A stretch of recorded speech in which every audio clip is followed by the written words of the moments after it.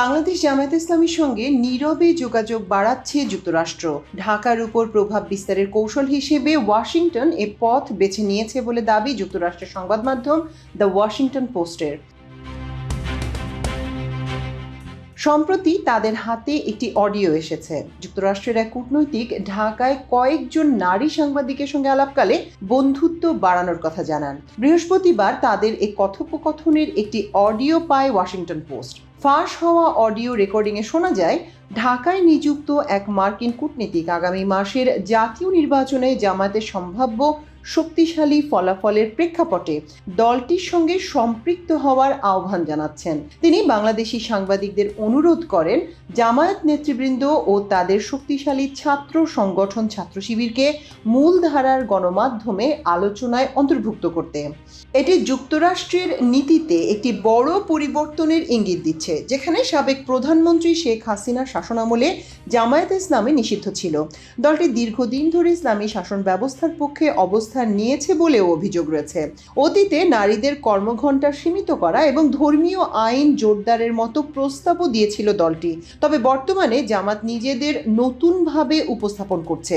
তারা দুর্নীতি বিরোধী, সংস্কারমুখী এবং নির্বাচনী রাজনীতিতে অংশগ্রহণে প্রস্তুত। যুক্তরাষ্ট্র আপাতত সেই পুনর্ব্র্যান্ডিং প্রক্রিয়ায় সহমত পোষণ করছে বলে মনে হচ্ছে। ফাঁস হওয়া অডিওতে মার্কিন কূটনীতিক ইসলামপন্থী শাসন নিয়ে উদ্বেগ ইস্যুতে বলেন, যুক্তরাষ্ট্রের হাতে রয়েছে শক্তিশালী অর্থনৈতিক চাপের হাতিয়ার। জামাত আদর্শিক সীমা অতিক্রম করলে যুক্তরাষ্ট্র শুল্ক আরোপের মাধ্যমে পাল্টা ব্যবস্থা নিতে পারে, যা বাংলাদেশের রপ্তানি নির্ভর তৈরি পোশাক খাতকে মারাত্মকভাবে ক্ষতিগ্রস্ত করবে। তিনি সতর্ক করে বলেন, যদি কোনো অর্ডার না থাকে তাহলে বাংলাদেশের অর্থনীতিও থাকবে না।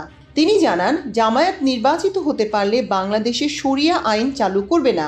এই কূটনৈতিক জানান, আর শরিয়া আইন চালু করলে পরদিনই বাংলাদেশের পোশাক শিল্পে 100% শুল্ক আরোপ করবে যুক্তরাষ্ট্র। তিনি বলেন, তারা শুধু জামায়াত নয়, হেফাজতে ইসলাম এবং ইসলামী আন্দোলন বাংলাদেশের সঙ্গেও হয়তো যোগাযোগ করবেন। তিনি বলেন, আমরা চাই তারা আমাদের বন্ধু হোক, কারণ আমরা চাই আমাদের কাছে এমন সুযোগ থাকবে আমরা ফোন দিয়ে বলবো, আমরা কিন্তু যা বলেছি সেভাবে ব্যবস্থা নেব।